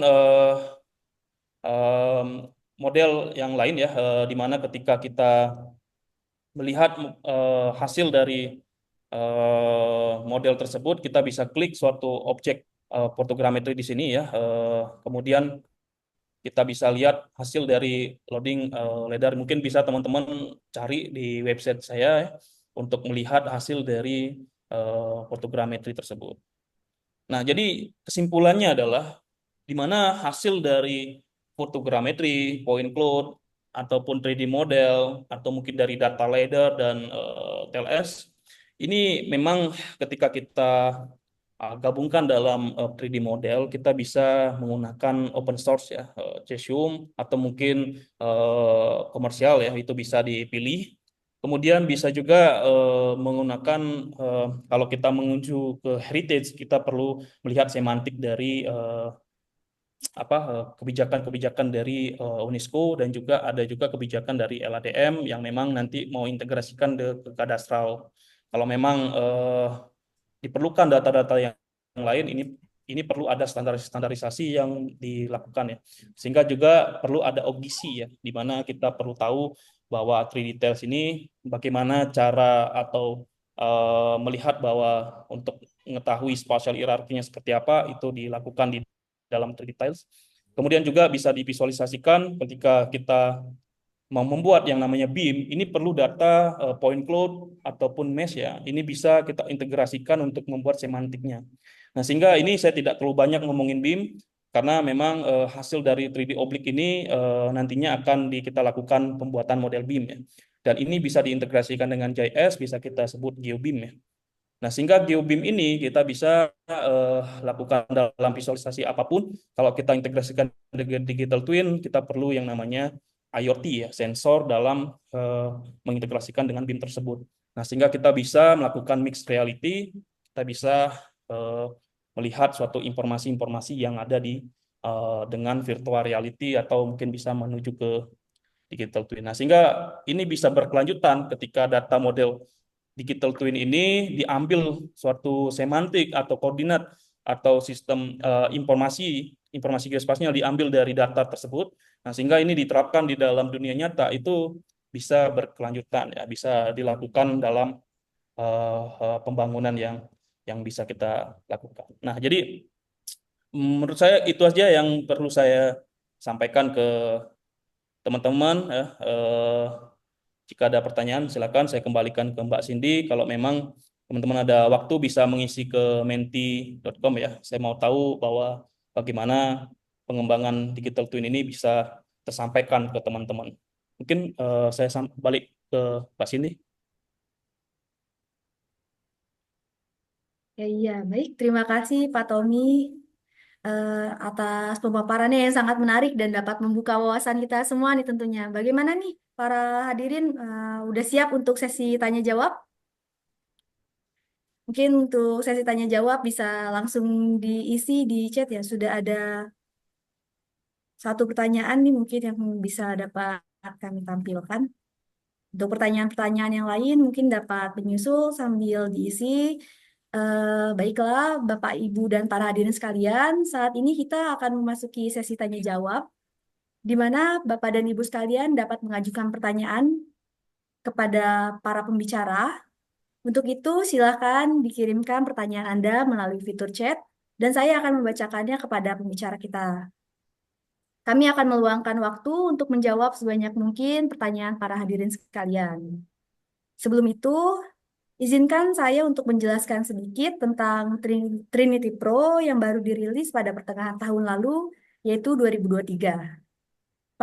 Pada tahun 2024 ini, kami sudah berhasil menjual sebanyak 8 unit dengan beberapa klien kami, diantaranya yaitu adalah Terra Drone, yang merupakan salah satu reseller kita juga bersama dengan PT Karsurin dan PT Paruanggang. Untuk Terra Drone sendiri sudah membeli sensor RGB untuk membantu pemetaan mereka. Lalu ada PUPR dengan sensor yang cukup lengkap, yaitu ada RGB dengan Sony RX1R2 dengan 42 megapiksel, lalu LiDAR Cube 240 dan Oblique D2M seperti yang dijelaskan oleh Pak Tommy dan Pak Alex sebelumnya. Lalu ada PT ABB, Asmin Bara Barunang, dan PT Era Baru Timur Lestari yang merupakan anak perusahaan PT Hengjaya Dalam bidang pertambangan, PT ABB merupakan tambang batu bara dan PT Era Baru merupakan tambang nikel dengan sensor yang dimiliki yaitu RGB, Sony RX1, R2. Lalu ada di bidang pemerintahan, ada Bapeda Kutai Timur dengan sensor RGB untuk membantu program satu portal geospasial dengan sensor RGB, dan di BNN dengan sensor yang baru dirilis saat ini yaitu PES1 dengan medium format untuk membantu pemetaan illegal farming. Lalu di bidang konservasi ada Yayasan Konservasi Alam Nasional untuk membantu pemetaan lahan mangrove karena Trinity Pro ini juga cukup kuat di lingkungan pesisir pantai. Lalu di bidang pendidikan ada Universitas Pendidikan Indonesia dengan sensor RGB untuk mendukung bidang penelitian dan pendidikan. Lalu saat ini pada bulan Oktober sampai November kami sedang proses PO untuk pembelian 3 drone Trinity dengan 2 unit sensor RGB dan 1 unit sensor LiDAR Cube 640. Seperti itu mungkin yang dapat saya sampaikan. Mungkin bisa di-share untuk link pertanyaannya, sepertinya sudah banyak pertanyaan yang masuk. Apakah bisa dibantu, operator? Mau ditampilkan? Oh, mungkin langsung dibacakan saja ya. Baiklah, mari kita mulai untuk pertanyaan yang pertama dari Drone Project. Mungkin pertanyaannya sepertinya ditunjukkan untuk Pak Tommy ya. Ya, mungkin Pak Alek nanti bisa menambahkan sedikit apabila ada yang ingin ditambahkan.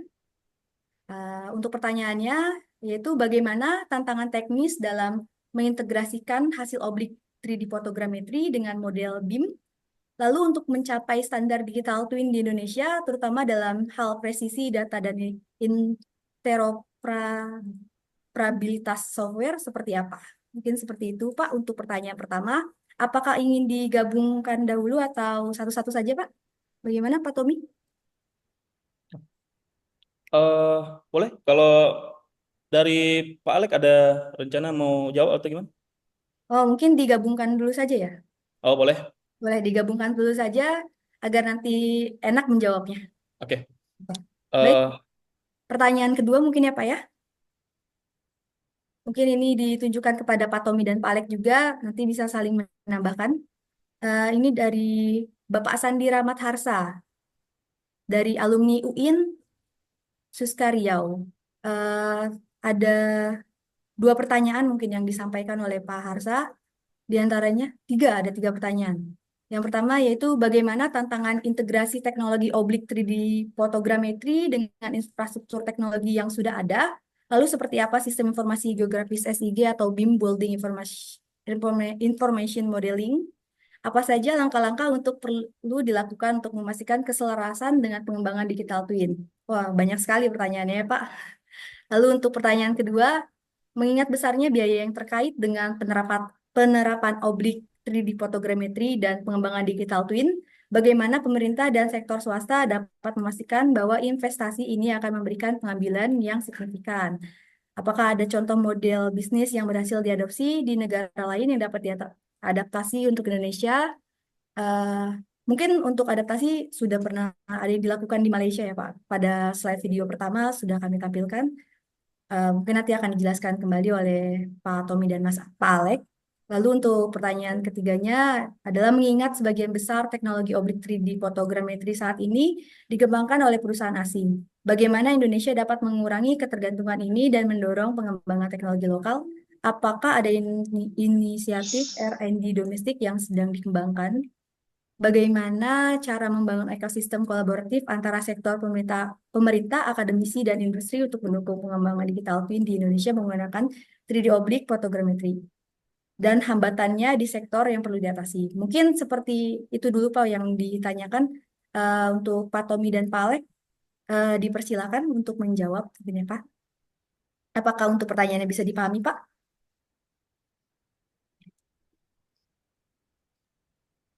Oke. Ini siapa dulu, Mbak? Mungkin untuk yang pertama dulu Pak dengan Dawn Project ya. Oke. Di sini tantangan teknis ya dalam integrasikan hasil oblik dengan model BIM dan mencapai standar digital twin di Indonesia. Oke. Standar digital twin di Indonesia itu masih belum ada. Kalau saya baca-baca masih belum ada yang memberikan suatu standarisasi digital twin. Tapi kalau kita mengaca di luar negeri itu sudah ada di Cina ya. Di Cina itu sudah menerapkan undang-undang digital twin, lebih lebih tepatnya seperti itu. Kemarin 2023 kalau nggak salah itu launching ya. Ada menteri dari yang menjelaskan bahwa digital twin itu sudah ada diterbitkan dalam undang-undang. Nah, sehingga ketika kita berbicara presisi data dan interoperabilitas software, maka dari itu presisi ini juga penting ya. Presisi dan juga akurasi itu sangat penting, di mana integrasi-integrasi beberapa data tersebut perlu kita lihat apakah ada konektivitas dalam objek tersebut ya. Nah, sehingga eh, kita juga bisa lihat hasil dari ketelitian presisi tersebut. Nah, kemudian kalau interoperabilitas ini memang sudah banyak yang mengembangkan ya, seperti Autodesk dan yang lain itu sudah bisa dimanfaatkan. Supermap, N3 itu sudah bisa kita gunakan interoperabilitas. Nah, sehingga ini bisa berbagi dan bisa sharing dari data tersebut dan tanpa hambatan dalam data beberapa macam format. Itu mungkin dari Webinar. Pak. Oh iya. Eh, itu jawaban untuk mungkin Pak Dion ya. Mungkin Oke. mudah-mudahan bisa menjawab, karena memang harapan saya ataupun dari web ya, dari webinar ini bisa tersampaikan, mudah-mudahan bisa diterapkan digital twin ya di Indonesia. Kemudian saya langsung jawab ya Mbak ya. Yang dari Pak Sandi memang sangat banyak sekali ya. Ini Iya, nggak tahu Pak. nih waktunya cukup apa enggak, di mana tantangan tantangan ini hampir sama ya dengan pertanyaan tadi. Tantangan integrasi oblik ini dengan SIG dan BIM, tadi hanya BIM.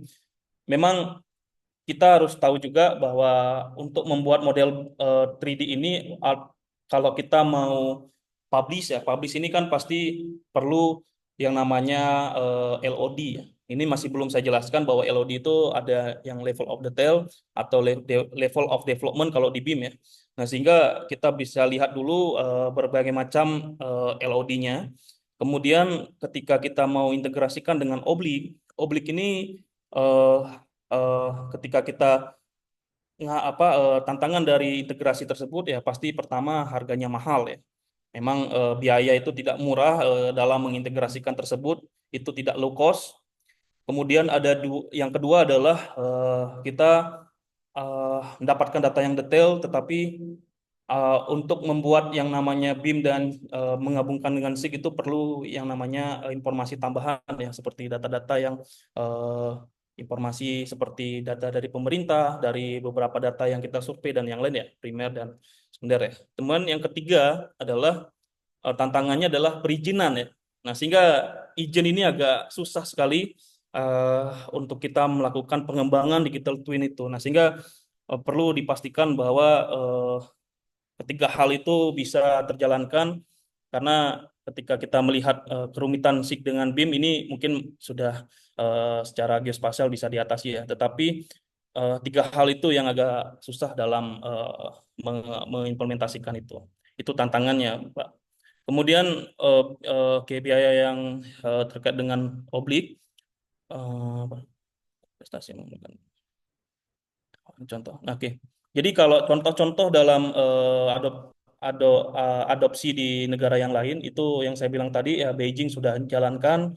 Kemarin saya lihat di grup Maski itu ada eh, di Jepang ya, kalau nggak salah itu ada integrasi dari model 3D kereta, itu bisa kita tahu informasi-informasinya, eh, di mana posisi kereta itu dengan LOD 1 ya, itu masih berbicara level yang urban ya, sehingga kita tidak bisa membuat yang lebih detail karena itu sangat berat ya, publikasi untuk kita publish data itu.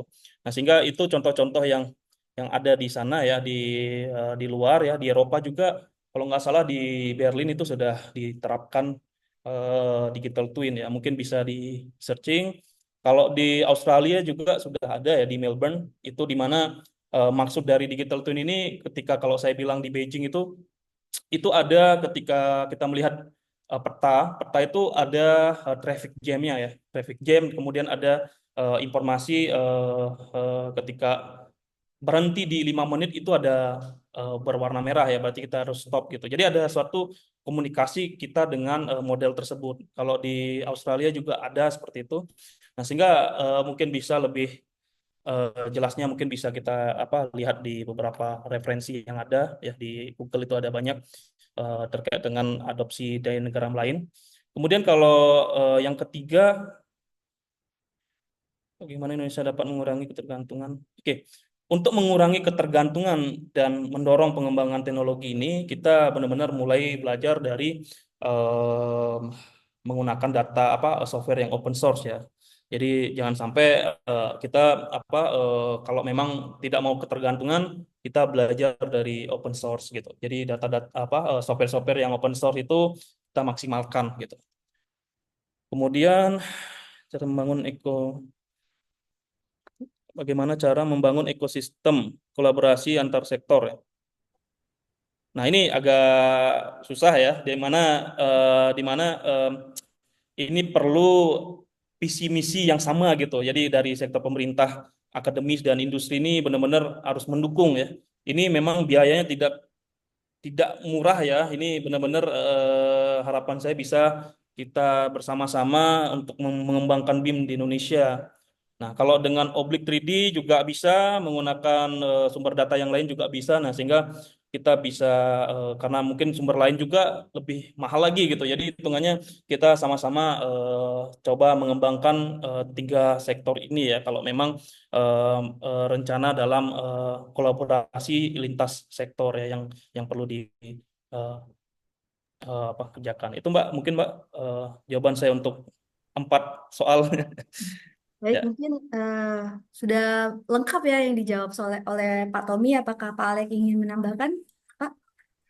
Ya, mungkin sedikit ya, karena sedikit banyaknya sudah disampaikan oleh Pak Tommy.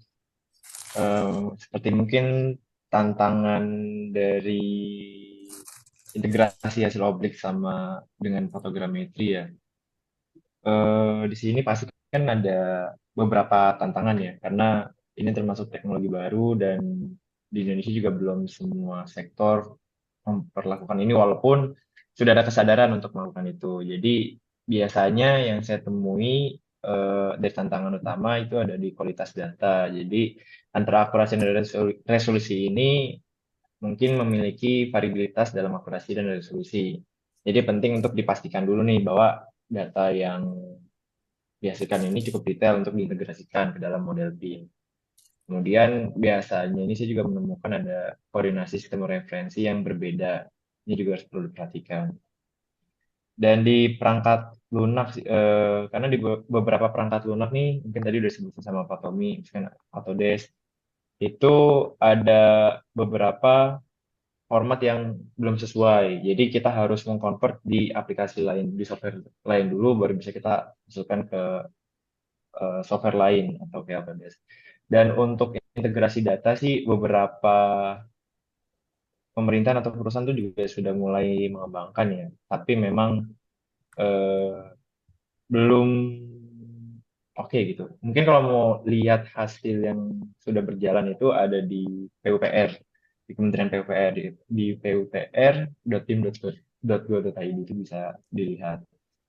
Kemudian saya singkat-singkat aja nih, ya, nggak semuanya bisa jawab karena tadi sudah dijelaskan dengan detail oleh Pak Tommy. Saya coba menjawab lagi yang masalah jadi pertanyaan. Satu lagi aja.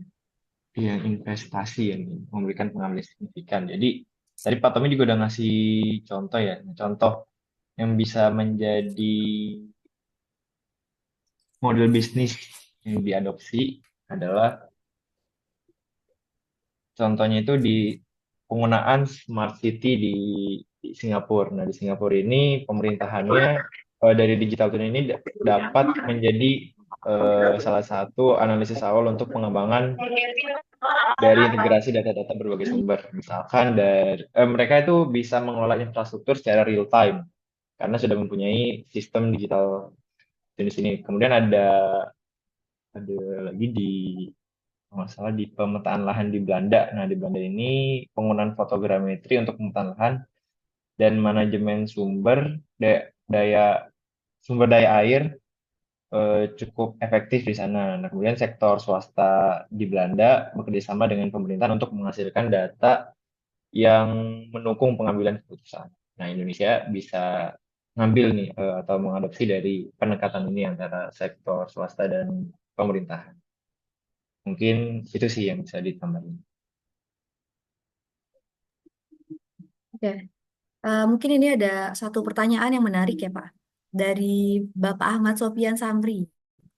Ya, Bapak Sofian ini bertanya, sejauh mana sih oblik 3D fotogrametri ini dalam meningkatkan efisiensi dalam pemeliharaan dan monitoring infrastruktur di Indonesia, dan sejauh mana penggunaan oblik 3D fotogrametri ini sudah diterapkan di Indonesia? Mungkin dari Pak Tommy atau Pak Alek ada yang ingin dijawab terkait pertanyaan yang diberikan oleh Pak Ahmad Samri. Ini mungkin juga pertanyaan terakhir ya Pak ya, karena berdasarkan waktu juga kita sudah mendekati waktu sholat Jumat ya Pak ya. Mungkin untuk peserta yang lain, mohon maaf apabila pertanyaannya tidak dapat dijawab. Mungkin apabila ingin melakukan diskusi yang lebih lanjut, bisa melalui kami dari Kuantindo maupun Pak Tommy sendiri. Mungkin nanti nomornya kami share di kolom komentar. Seperti itu. Baik, bagaimana untuk Pak Tommy dan Pak Alek? Apakah bisa dijawab? Untuk pertanyaan dari Bapak Ahmad Sofian Samri.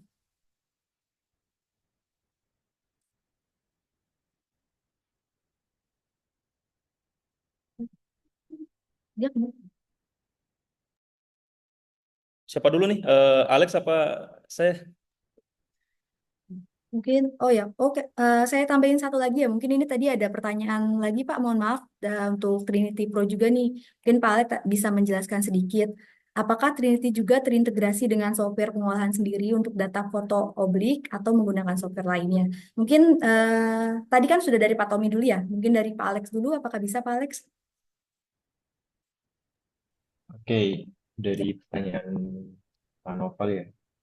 Coba saya jawab yang terakhir dulu ya, apakah Trinity juga terintegrasi dengan software pengolahan sendiri untuk data foto oblik atau menggunakan software lainnya. Jadi di Trinity ini memang ada software khusus, tapi software khusus ini yang dinamakan Cubase 3D ini hanya untuk flatland dan geotagging datanya. Jadi untuk pengolahan hingga seperti model yang tadi saya tampilkan atau dari Pak Tommy tampilkan tadi adalah menggunakan software lainnya. Jadi tidak dari quantum system sendiri tidak menyediakan itu. Seperti itu. Kemudian apakah ketika melakukan akuisisi di saat kondisi cahaya yang memiliki bayangan pada gedung, apakah hal tersebut tetap dapat dilakukan? Nah, ini kembali lagi kepada kebutuhan sih. Mungkin emang oblik ini sebenarnya eh, agak dari pengalaman saya dan sedikit pengetahuan saya, oblik ini sedikit lebih bagus di siang karena di saat bayangan itu tegak. Jadi hasil-hasilnya itu bisa lebih baik. Nah, tapi mungkin nanti jika ada kekeliruan terhadap jawaban saya mungkin bisa diluruskan. Ini itu aja yang bisa saya jawab.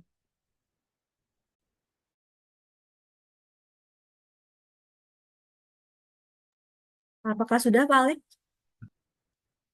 Mungkin Sudah? bisa Sudah. dilanjutkan untuk Pak Tommy dengan dua pertanyaan yang disampaikan oleh Pak Ahmad Sofian eh, terkait bagaimana cara meningkatkan efisiensi dalam pemeliharaan monitoring dan infrastruktur di Indonesia, lalu sejauh mana penggunaan oblik 3D fotogrametri ini sudah diterapkan di Indonesia. Mungkin seperti itu, Pak.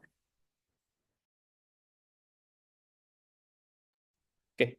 Jadi bagaimana oblik itu dapat meningkatkan efisiensi ya? Karena memang ketika kita melakukan pemotretan dengan bukan kamera oblik ya, dengan konvensional, metode konvensional itu kan terdapat dua langkah ya. Kita perlu nadir dulu, kemudian baru oblik dulu. Itu memang melakukan banyak sekali kegiatan yang perlu dilakukan. Tapi dengan oblik yang integrasi dari Trinity ya, itu mungkin namanya D2M ya, itu lebih cepat ya, lebih cepat dan juga lebih luas karena memang menggunakan UAV, jadi bisa lebih luas, sekali terbang itu sudah dapatkan sekitaran mungkin 200 hektaran lebih ya, sehingga itu bisa lebih luas dan lebih detail gitu, karena dapat samping dan atas gitu. Nah juga lebih cepat juga dan lebih aman ya, karena memang kalau saya lihat kemarin waktu Mas Alek menunjukkan di mana posisi drone itu dia bisa loiter ya. Kalau nggak salah itu ada ketika ada pesawat yang datang, pesawat itu bisa kita tahu identifikasinya sehingga kita lebih aman ya dalam melakukan melakukan eh, monitoring dalam pesawat tersebut. Dan juga di mana ketika kita mengolah suatu data itu juga lebih cepat juga gitu, di mana data itu sudah kita dapat 5 sudut pandang, nah sehingga kita bisa proses dalam dalam satu prosesan saja ya. Nah sehingga ini memang diperlukan gitu. Nah kemudian kalau sejauh mana penggunaan oplik ini di Indonesia, kalau mungkin karena saya baru pertama ya di Malang itu menggunakan oblik, mungkin dari Mas Alek mungkin bisa dijawab karena eh, peralatan oblik ini baru beberapa saja yang bisa digunakan gitu. Kalau dalam riset itu eh, eh, kalau saya searching di Indonesia masih belum ada ya. Tetapi mudah-mudahan mulai dari webinar ini bisa lebih banyak itu ada di beberapa paper yang tersebar di Indonesia ya, penerapan dalam Indonesia tersebut. Nah, kemudian kalau tantangan atau utama yang dihadapi yang seperti saya bilang tadi bahwa perizinan ya itu sangat penting sekali karena kita selain melakukan izin pada sektor-sektor yang lain di pemerintahan dan yang lain itu perlu izin terbang juga ya. Itu memang agak sedikit berat ya dalam itu tantangan yang memang perlu dihadapi gitu. Itu mungkin Mbak yang bisa saya jawab. Oke, baik. Terima kasih Pak Tommy dan Pak Alex nih. Wah, sangat menarik ya. Pertanyaan-pertanyaannya juga jawabannya sangat beragam sekali, juga sangat membantu kita dalam mengetahui, menambah wawasan kita tentang oblik ini, tentunya tentang digital twin juga. Mungkin untuk satu pertanyaan lagi, apakah bisa Pak Tommy dan Pak Alex? Mungkin waktunya sepertinya masih cukup ya. Kalau untuk di WIB. Ya, mungkin satu pertanyaan lagi ya. Apakah ada peserta yang ingin mengajukan pertanyaan? Bisa untuk melakukan raise hand dan menyalakan kamera. Oke, Pak Didik. Mungkin tadi ada pertanyaan dari Pak Didik. Dipersilakan kepada Pak Didik untuk menyalakan kamera dan mengajukan pertanyaannya. Nggak boleh hurufnya. Oh, selamat siang, Pak Selamat siang, Putut, Pak Didik. ya, Mbak Cindy. Mohon izin bertanya, Pak, terkait oblik itu kalau misalkan data hasil oblik itu yang berbentuk 3D Mohon model maaf, Pak seperti Didik, itu. apakah suaranya Oh bisa ya, besar? segini sudah kedengaran, Mbak? Ya, Cek. cukup, Pak. Oke. Baik Pak Ketut, mau bertanya terkait hasil dari 3D modeling dari kamera oblik sendiri. Itu kan ketika di pengolahan sendiri kan dia berbentuk data mesh ya. Nah setelah di apa diekstrak atau diekstrut seperti itu dia bisa menjadi 3D. Nah yang saya ingin tanyakan itu apakah data hasil 3D tersebut bisa diberikan atribut data. Jadi kalau biasa yang kami lakukan itu kan kita menggunakan data LIDAR, Pak. Di data LIDAR sendiri itu kita harus kita perbaiki terlebih dahulu untuk point cloud-nya dan perlu kita digitasi untuk bisa kita jadikan data vektor. Nah, data vektor tersebut baru kita bisa di 3D modelkan untuk bisa diisikan atribut. Nah, jadi yang kami tanyakan apakah dari data oblik ini, apakah bisa secara otomatis itu bisa mendapatkan atau menghasilkan data vektor yang nantinya bisa diberikan informasi dari tiap-tiap objeknya, Pak. Mungkin itu, Pak. Itu terima kasih, Mbak Cinti, terima kasih. Oke, baik. Mungkin Pak Tommy dan Mas Alek bisa langsung menjawab. Eh, pertanyaan dari Pak Didik, untuk itu dipersilakan. Oke, Pak Didik, jadi ini sudah mengarah ke BIM ya, di mana kalau kita membuat yang namanya model 3D dengan informasi yang sudah digabungkan dalam model tersebut, memang biasanya menggunakan data LiDAR kan ya. Jadi model dari fotogrametri ini juga bisa mengeluarkan dense cloud, Pak. Jadi bisa juga mengeluarkan point cloud. Kemudian kalau mesh juga bisa diintegrasikan dengan BIM ya. Itu biasanya di waktu 2022 kalau nggak salah itu banyak mahasiswa saya skripsi di sana. Jadi hasil dari mesh itu dihubungkan dengan diintegrasikan dengan atribut itu bisa di di inikan ya, sehingga kita klik suatu informasi itu dia akan memiliki suatu informasi data atribut tersebut. Nah, sehingga mesh ini pun ketika kita berbicara tadi lebih panjang lagi bahwa selain kita dari mesh langsung kita berikan informasi atau mungkin diekstrak lagi menjadi 3D tiles itu lebih lebih lagi untuk apa lebih gampang lagi untuk memberikan informasi karena di 3D tiles itu kita membagi data-data ya Pak. Jadi ada dari data yang besar kita cari beberapa model apa bangunan tersebut sehingga di apa diperinci lagi bahwa mana pintu, mana jendela itu bisa di sambil diberikan suatu informasi gitu. Nah, sehingga semua data tersebut dari point cloud, mesh, 3D tiles atau 3D CTGML atau mungkin lebih ke IFC mungkin itu bisa diintegrasikan Pak untuk atributnya. Itu mungkin Pak Didik. Apakah cukup Pak Didik? Kalau menanyakan software ya itu bisa menggunakan Revit lah. Bisa Revit, kemudian bisa juga coding Pak di dalam data 3D tiles itu kan ada tileset JSON ya. Itu bisa dimodif, itu bisa lihat atribut-atributnya. Itu Pak Didik. Oh, berarti kesimpulannya tetap harus kita digitasi terlebih dahulu ya Pak ya? Oh, nggak perlu Pak. Jadi Nggak perlu balik ya? lagi Pak Didik mau mau kayak gimana? Apakah mau model 3D itu digambar secara manual atau mungkin dia hanya dari hasil 3D mesh itu? Karena kalau kita gambar lagi dari point cloud kita gambar secara manual kan, itu diperlukan tekstur lagi kan ya, penambahan tekstur dan yang lain sehingga itu bisa integrasikan ke BIM itu kan. Nah, tapi kalau seandainya mesh ini bisa kita mau modif itu perlu ke 3D tiles Pak. Ke 3D tiles itu bisa convert lagi ke atau mungkin dalam satu model tersebut model kota itu diklik informasinya itu bisa juga. Itu tergantung dari kebutuhan aja Pak. Oke, Gitu. oke, oke. Kalau ini Pak, kan kalau di BPN sendiri itu rencanakan terkait yang 3D seperti itu mau dibikin data berbentuk GeoJSON ya.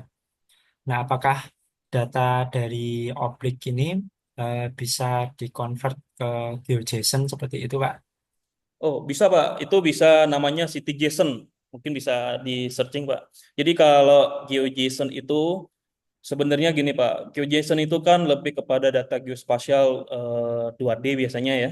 Itu integrasikan dalam model tersebut. Nah, tapi kalau Oblik mau diintegrasikan ke JSON itu perlu yang namanya GeoJSON Pak. Atau mungkin bisa 3D tiles yang saya bilang tadi. Karena memang formatnya JSON.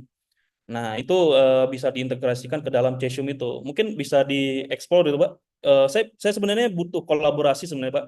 Di mana data-data BPN yang memang nanti ada data GeoJSON itu bisa diintegrasikan di dalam platform apa open source tadi, Pak. Itu harapan saya, Pak. Tapi kalau apa masih mencoba untuk mencari silakan gitu. Karena memang model 3D ini banyak sekali formatnya ada IFC JS mungkin kalau pernah dengar ya.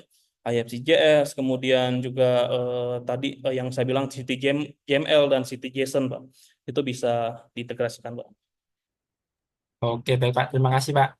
Berarti kesimpulannya untuk data Oblik ini bisa diberikan atribut dengan kita apa convert dulu ke 3D tiles ya, Pak ya. Betul, Pak.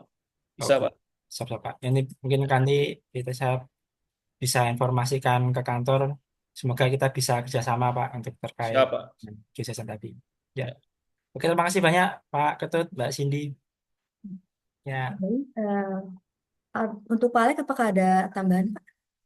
Sudah cukup. Oke. Wah, seru sekali ya sesi tanya jawab kali ini. Luar biasa sekali antusias dari para hadirin sekalian. Mohon maaf nih untuk pertanyaannya tidak dapat dijawab seluruhnya karena keterbatasan waktu. Kita akan segera memasuki waktu sholat Jumat ya di WIB dan di Wita sepertinya sudah mulai sholat Jumat ya. Nah, untuk informasi kepada para hadirin, diharapkan dapat mengisi link presensi atau daftar hadir yang dapat diakses pada kolom komentar yang disediakan ya. Lalu, baiklah, dengan berakhirnya sesi tanya jawab ini, kita juga telah sampai pada penghujung acara webcast hari ini. Terima kasih yang sebesar-besarnya kepada kedua pembicara kita, Bapak Eko Alexander dan Bapak Insinyur Ketut Tommy Soehari, atas presentasinya yang sangat informatif dan inspiratif. Juga terima kasih kepada seluruh peserta atas partisipasi aktif dan pertanyaan-pertanyaan yang sangat menarik tentunya. Sebelum kita mengakhiri acara hari ini, dimohon para hadirin dapat menyalakan kembali kamera pada layar Zoom meetingnya, karena kita akan segera melakukan sesi foto bersama. Apakah bisa dinyalakan? Oke. Kami berikan waktu untuk menyalakan kamera. Mungkin operator bisa mulai langsung scan. Kita mulai untuk slide yang pertama ya. Oke, kita mulai. Udah nyala semua? 1, 2, 3. Sudah? Lalu untuk slide kedua, mungkin ada berapa slide? 1, 2, 3. Lalu untuk slide ketiga, mungkin 1, 2. Ada lagi? Sudah cukup ya? Ada 3 slide, lumayan. Oke. Baiklah, pada para hadirin sekalian, untuk menutup acara pada hari ini, marilah sama-sama kita ucapkan hamdalah. Alhamdulillah. Baiklah, kepada para hadirin, jika Anda membutuhkan informasi lebih lanjut atau ingin mendiskusikan topik yang dibahas hari ini, jangan ragu untuk menghubungi kami melalui informasi kontak yang sudah disediakan. Kami berharap acara ini memberikan banyak manfaat bagi Anda sekalian. Sampai jumpa di webcast kami selanjutnya, dan selamat melanjutkan kembali aktivitas Bapak, Ibu, dan rekan-rekan sekalian pada hari ini. Saya Cindy Yolanda, pamit undur diri. Wassalamualaikum warahmatullahi wabarakatuh. Waalaikumsalam warahmatullahi wabarakatuh. Terima kasih Pak Ketut. Tidak semuanya. Kasih. Bapak, Ibu. Dan Ya, pamit ya, Mbak Cindy, Mas Eko. ya, sudah bisa keluar, Ya, Pak. Silakan. baik, Terima terima kasih. kasih ya. Iya. Mana suaranya nggak ada?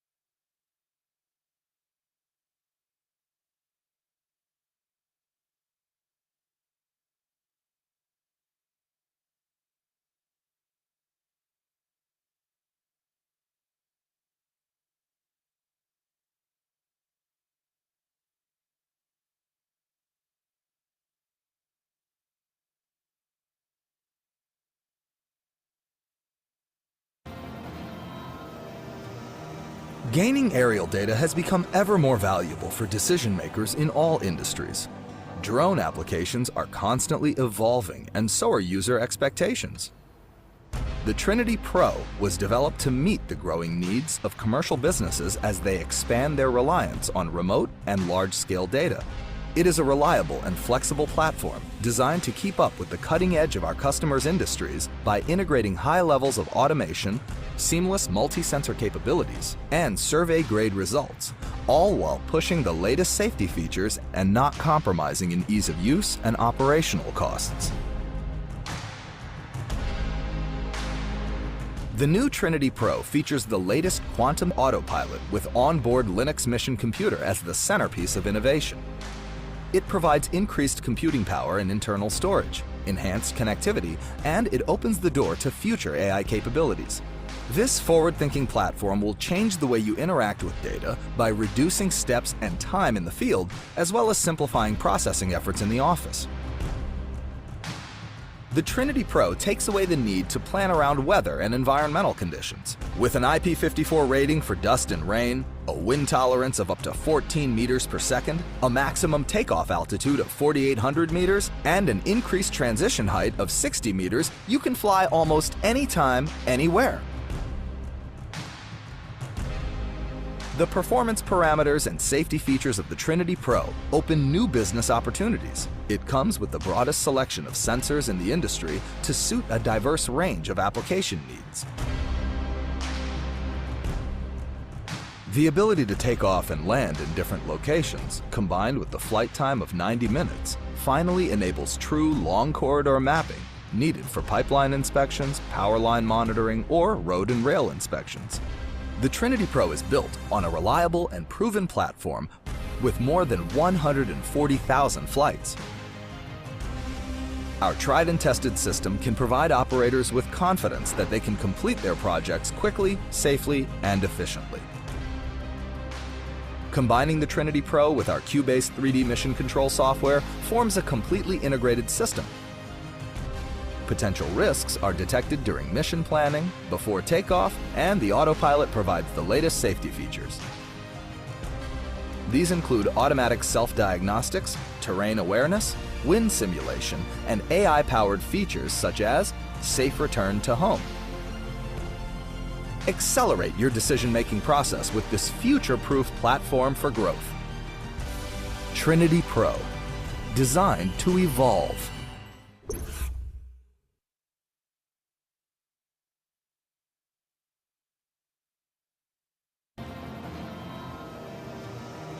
Gaining aerial data has become ever more valuable for decision makers in all industries. Drone applications are constantly evolving, and so are user expectations. The Trinity Pro was developed to meet the growing needs of commercial businesses as they expand their reliance on remote and large-scale data. It is a reliable and flexible platform designed to keep up with the cutting edge of our customers' industries by integrating high levels of automation, seamless multi-sensor capabilities, and survey-grade results, all while pushing the latest safety features and not compromising in ease of use and operational costs. The new Trinity Pro features the latest quantum autopilot with onboard Linux Mission Computer as the centerpiece of innovation. It provides increased computing power and internal storage, enhanced connectivity, and it opens the door to future AI capabilities. This forward-thinking platform will change the way you interact with data by reducing steps and time in the field, as well as simplifying processing efforts in the office. The Trinity Pro takes away the need to plan around weather and environmental conditions. With an IP54 rating for dust and rain, a wind tolerance of up to 14 meters per second, a maximum takeoff altitude of 4,800 meters, and an increased transition height of 60 meters, you can fly almost anytime, anywhere. The performance parameters and safety features of the Trinity Pro open new business opportunities. It comes with the broadest selection of sensors in the industry to suit a diverse range of application needs. The ability to take off and land in different locations, combined with the flight time of 90 minutes, finally enables true long corridor mapping needed for pipeline inspections, power line monitoring, or road and rail inspections. The Trinity Pro is built on a reliable and proven platform with more than 140,000 flights. Our tried and tested system can provide operators with confidence that they can complete their projects quickly, safely, and efficiently. Combining the Trinity Pro with our Cubase 3D mission control software forms a completely integrated system. Potential risks are detected during mission planning, before takeoff, and the autopilot provides the latest safety features. These include automatic self-diagnostics, terrain awareness, wind simulation, and AI-powered features such as safe return to home. Accelerate your decision-making process with this future